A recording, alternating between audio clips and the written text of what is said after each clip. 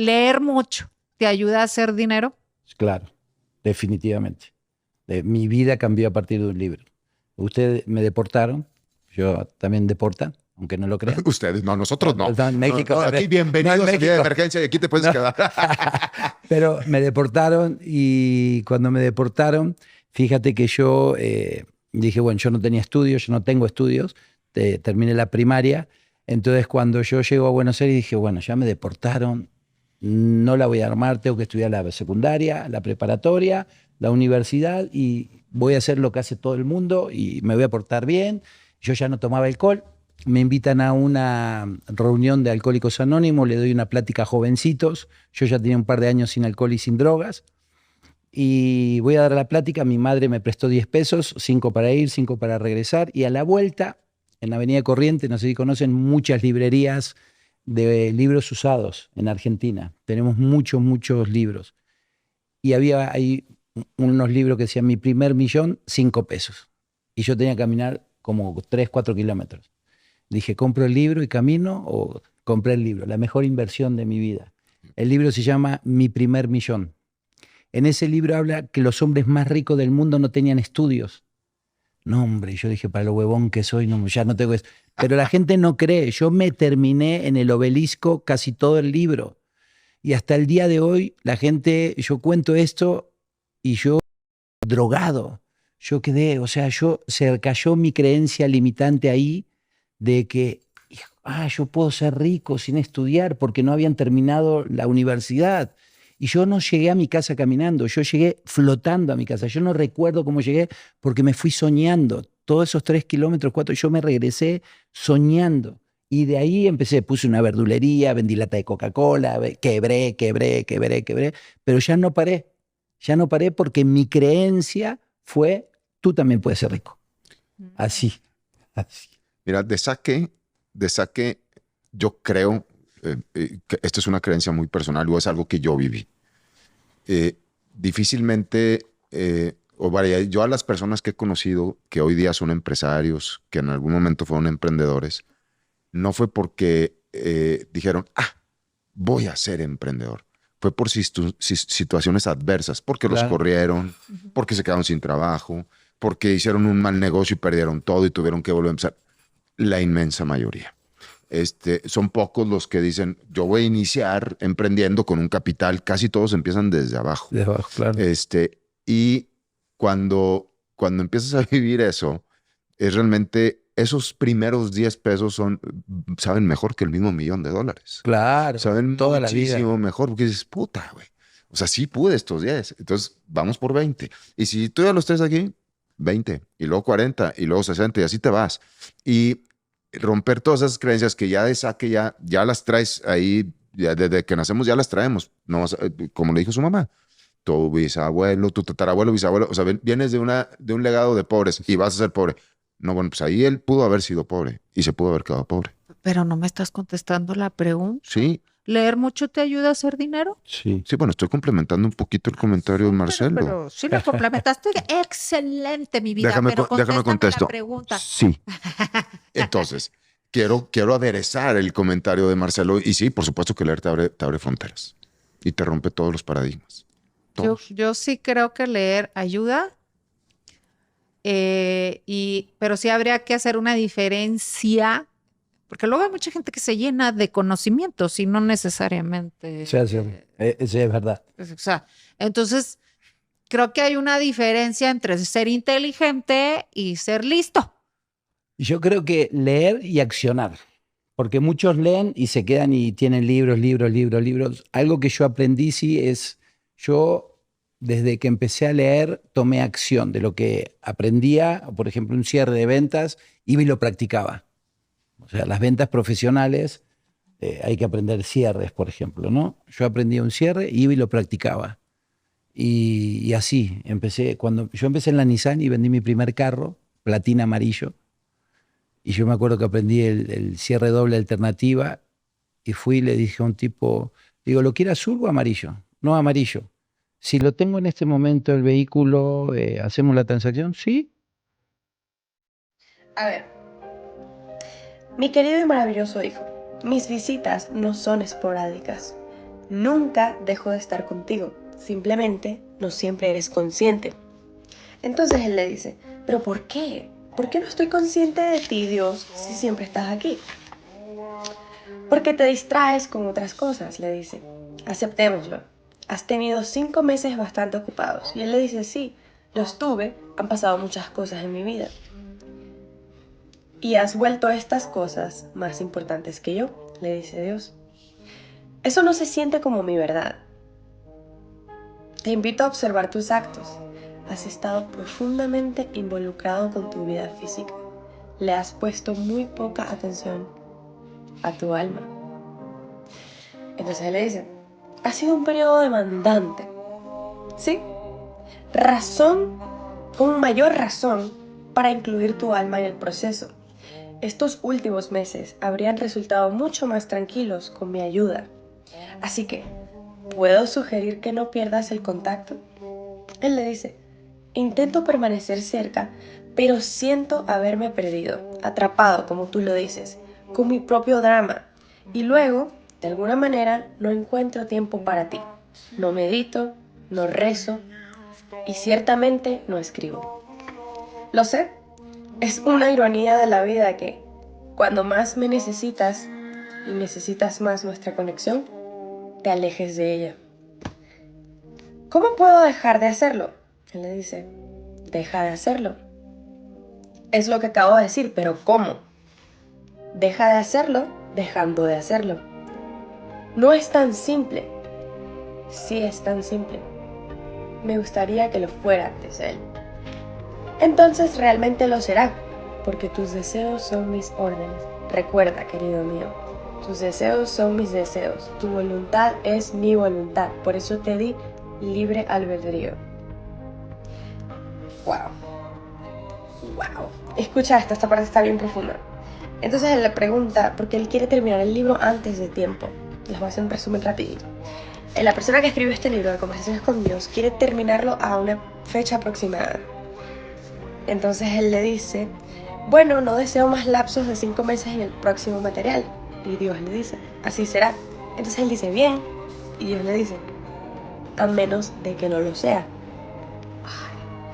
¿Cómo así? Tenemos que jugar estos juegos. Y él le responde, no. Pero hasta ahora es como has decidido vivir tu vida. Sigues cambiando de parecer. Recuerda, la vida es un proceso continuo de creación. Creas tu realidad a cada minuto. La decisión que tomas hoy no suele ser la decisión que tomas mañana. Sin embargo, este es un secreto de todos los maestros. Sigue eligiendo lo mismo. Una y otra vez. Una vez no es suficiente, le pregunta. Una y otra vez, hasta que tu deseo se haya manifestado en tu realidad. Para algunos puede tomar años, para algunos meses, para otros semanas. Para quienes se acercan a la maestría, días, horas o incluso minutos. Para los maestros la creación es instantánea. Puedes saber que estás en camino a la maestría cuando ves cerrarse el hueco entre la voluntad y la experiencia. Cambia de parecer todo lo que quieras, pero recuerda que cada cambio de parecer trae consigo un cambio en la dirección de todo el universo. Cuando te decides sobre algo, pones en movimiento al universo, fuerzas más allá de tu capacidad de comprensión, mucho más sutiles y complejas de lo que podrías imaginar. Entran en un proceso, la intrincada dinámica que ahora apenas empiezas a comprender. Estas fuerzas y este proceso son partes de la extraordinaria red de energías interactivas que comprenden toda la existencia que llamas vida. Son, en esencia, mi creación y por lo tanto, yo. ¡Wow! ¡Wow! Ay, Dios mío, es que cada vez que yo me leo este libro, me lo estoy volviendo a leer. Este es el libro de Conversaciones con Dios número 2. Son 3 libros. Cada libro es su propio mundo. No es necesario que empieces por el primero. Puedes empezar por el segundo, por el tercero, cualquiera que te sirva. O sea, cualquiera de estos libros. Es realmente una bendición. Es un libro muy profundo. Te enseña sobre el amor, sobre tu conexión con Dios, con lo divino. enseña muchas cosas que están pasando en la realidad de hoy en día, sobre el sistema, sobre cosas y temas muy delicados en el mundo. Es un libro muy profundo y tiene muchos temas globales también. Definitivamente es un libro que te expande la conciencia y te hace ver las cosas desde una perspectiva mucho más profunda, y a mí en lo personal me cambió la vida para siempre. Es por eso que lo comparto. Léanlo con la mente abierta, con el corazón abierto, dispuestos a escuchar, porque cuando uno realmente escucha a Dios, que siempre nos está hablando, pero a veces con el ruido externo no nos damos cuenta. Espero que esto te sirva como esa guía, porque a mí en lo personal me ayudó mucho. Por eso Primero que nada, tienes que hacer 3 cosas muy importantes. Cuidar a tus relaciones, cuidar a tus pensamientos y cuidar a tus hábitos. Pero escucha bien esto. La forma más fácil de destruir tu mente es elegir a una pareja equivocada. Qué fuerte. Si quieres vivir en la quiebra financiera o emocional, y lo dice Napoleon Hill en su libro Piensa y hágase rico, una de las razones de por qué fracasa la gente financieramente es la mala elección de pareja. Si tú no sabes elegir a tu pareja en la vida y tu pareja te quita energía, es una fuente de conflicto y no de paz. Es una fuente de guerra y no de apoyo. Si tu pareja no cree en ti y no te apoya con todo su corazón, estás en el lugar equivocado y no vas a construir una vida de riqueza. Entonces, punto número 1, tienes que elegir muy bien con quién te rodeas. Y mientras más íntima sea esa persona, mayor impacto va a tener en ti. Punto número 2, tienes que aprender a controlar tus pensamientos y tus emociones, amigo. Si no controlas tus pensamientos y tus emociones y tus pensamientos te van a controlar a ti. Y cuando estamos hablando de crecer financieramente, de pagar las deudas, de convertirte en un empresario exitoso, de generar más abundancia financiera, la mente te juega chueco. La mente te empieza a susurrar cosas que no quieres escuchar. Las emociones también. La gente que crece empresarialmente es la gente que logra superarse y superar sus emociones. Si yo no soy más grande que mis emociones, me voy a quedar y me voy a quedar. Y punto 3, tengo que aprender a construir hábitos, porque un empresario exitoso, amigo, es un empresario que logró construir hábitos que le dan éxito.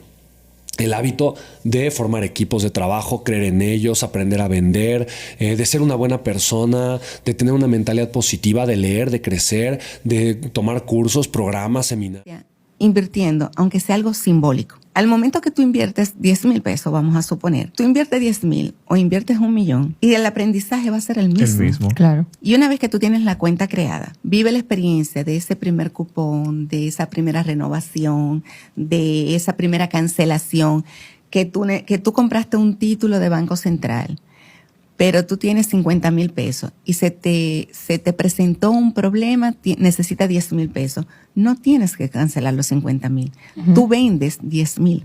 Exacto. Okay. Entonces son facilidades, son flexibilidades que una vez que el inversionista las vive, es muy difícil que se desmonte. Que se devuelva. Claro, sí, se motiva. Sí. Y algo también de eso que hablábamos es que toda esa transacción de yo decidir vender 10,000 o vender los 50,000, yo lo hago todo desde mi celular. Una vez. Yo soy el camino y la verdad y la vida. Nadie viene al Padre sino por mí. O yo y el Padre, uno somos. También, venid a mí todos los que estáis trabajados y cargados, y yo os haré descansar.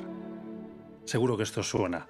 Ese alguien fue Jesús de Nazaret, probablemente el ser más revolucionario que jamás haya existido en la historia. Tanto que el tiempo se cuenta antes y después de él. Tanto que sus palabras y sus actos continúan transformando vidas y levantando ampollas 2000 años después. Si Jesús era un mentiroso, fue el más despiadado de todos. Si fue un loco, fue el más cuerdo de los locos. Pero, ¿y si sencillamente era quien dijo que era? Esto nos confronta ante la pregunta de las preguntas, que es: ¿Jesús es Dios? Si lo es, lo cambia todo. Si no lo es, también. Que en un universo inconmensurable, donde hay más de 2 billones de galaxias, Dios se haya encarnado, muerto y resucitado en un pequeño planeta, es la idea más salvaje, la más disruptiva de la historia, y de ser cierta, también sería la más relevante de toda la existencia.